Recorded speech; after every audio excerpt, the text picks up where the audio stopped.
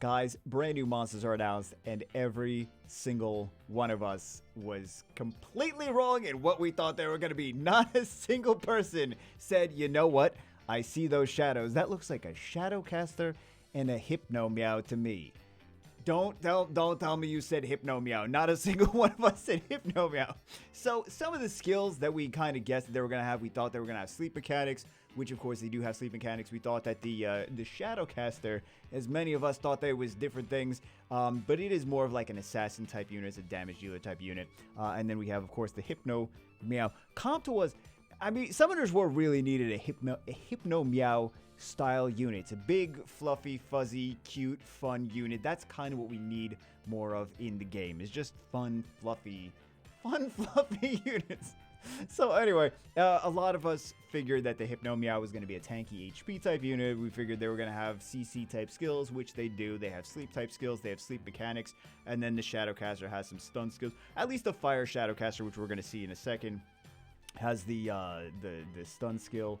I'm not sure if the other ones are going to have sleep skills as well, but the Hypnomeow, good old Hypnomeow, the Hypnomeow has the sleep skills. So let's see. Question though, do you guys think that they're going to come out before or after TOA? Do you TOA resets, right? Do you think that Compta is going to say, let's release these right before TOA reset? Because it says April. We know it's going to come out pretty soon. Do you think that Compta is going to release them before TOA resets? This way you don't have the extra scrolls and resources to summon them naturally, and you're more inclined, because you want them day one, right? More inclined to spend money on the new packs, because you know there's going to be new packs to actually get them. I feel like Compta is going to release them before TOA resets. That's what I feel. Anyway, we got the Fire Shadowcaster, the Water Hypnomeow. Let's take a look at what they do. Fire Shadowcaster, as we said before, is an attack type unit. Attacks the Dizzying Gesture, which are usually all the units have the same first skill. Attacks the enemy to stun for 1 turn, 30% chance. Probably will go up to 50% or something like that after it's skilled up. And then we have the Shadow Right Arm. So this is the Shadowcaster type skill, right? Attacks the enemy to... This is like the new thing. Attacks the enemy to decrease defense for 2 turns with an 80% chance. Will probably go up to 100% chance after skill ups. And the Shadow, which is dismissed when attacked by an enemy, protects you for 1 turn. So you attack and defense break. Shadow comes in, protects you. When attacked by an enemy, protects you for 1 turn. While under protection, nullifies an enemy's attack 1 time, cannot attack together, and attacks additionally before attacking if you use a skill on the next turn. So I'm thinking about this. I'm like, I get that it does a little bit more. It attacks additionally before attacking if you use on skill on the next turn, which is different than having invincibility. But aside from that, it's similar to invincibility. That is just a 1-turn invincibility, though. It just prevents 1 single attack. So I don't know how I feel about this, if I love it or what the case is. This might just be a thing where we need to like test it out to see how good it potentially can be. I am a little bit more excited about the Destructive Shadow, actually. The 3rd skill. Attacks all enemies to silence them for 2 turns, which we've seen, like the Sea Emperors have silence on skill 2. The Light Paladin has silence on skill, that's not a silence, that's a provoke. You know, the Light Paladin silence, that's actually a provoke. But it's got a silence and absorb attack bar by 50% each.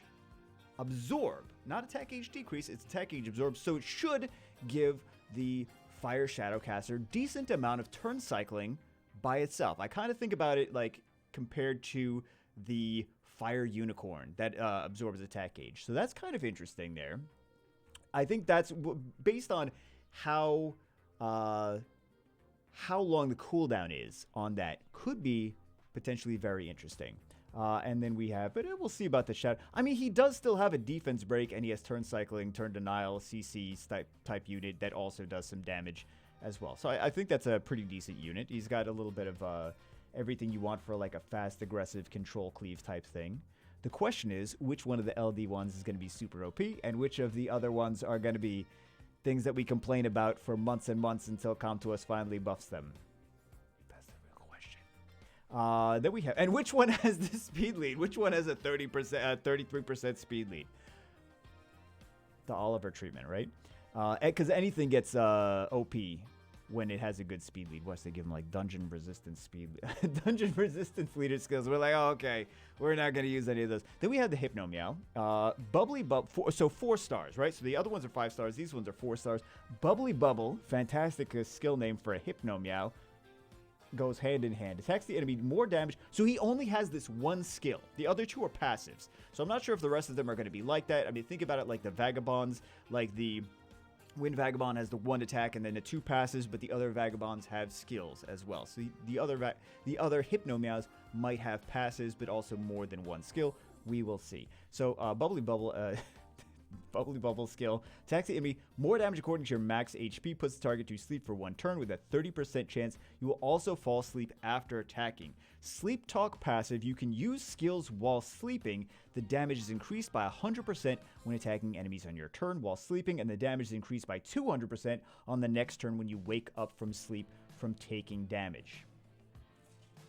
Interesting. So he's just an HP bruiser that buffs his damage. He kind of reminds me, weirdly enough, of a Dragon Knight a little bit. I'm just getting that I know he's nothing like a Dragon Knight. I'm just getting that Dragon Knight vibe because he increases his damage.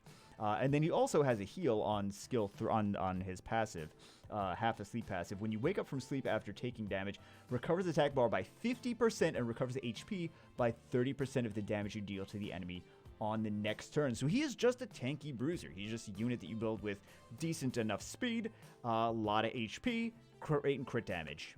That's really what it is. He's fairly cut and dry. And then the fire one, at the very least, the fire one. The Fire Shadowcaster, you build him with speed, accuracy, crit rate, crit damage, attack. So he's very fairly straightforward in how you build the Fire Shadowcaster. And then the Hypnomeow is you just build him like a tanky bruiser, a lot of HP, crit rate, crit damage, and some speed. Like, we already know how to build them for the most part. Watch, it's like, no, we've decided the meta is completely shifted. We're going to build them all with defense. No, that's not it. But we will see what the other skills from the other Hypnomeows and Shadowcasters are. I'm very excited that we're getting a Hypnomeows just because it's such a wacky, fun unit. I think we need to have some more fun in the game. In 8 years in, we need to have more fun. Comptos is going to have a field day with the advertisements with the Hypnomeows. They're going to be like, hey guys, look, it's fun, cute monsters. People are going to be like, oh, I'm going to come back to Summoner's War because we got some Hypnomeows. I want to see what this is all about. They're 4 stars. Okay. I mean, some of them might, like, maybe, like the Onimushas, like the dark ones, are 5 star. But anyway, that's it for this one. Those are the skills of these. We will see after the rest of the information gets released whether or not they will be super crazy OP or duds like Christina treatment or Oliver that got buffed from mediocrity or less than mediocrity to super OP in one patch. But anyway, that's it for this one. Hope you guys enjoyed it. Let me know what you think. I will see you as always in the next one.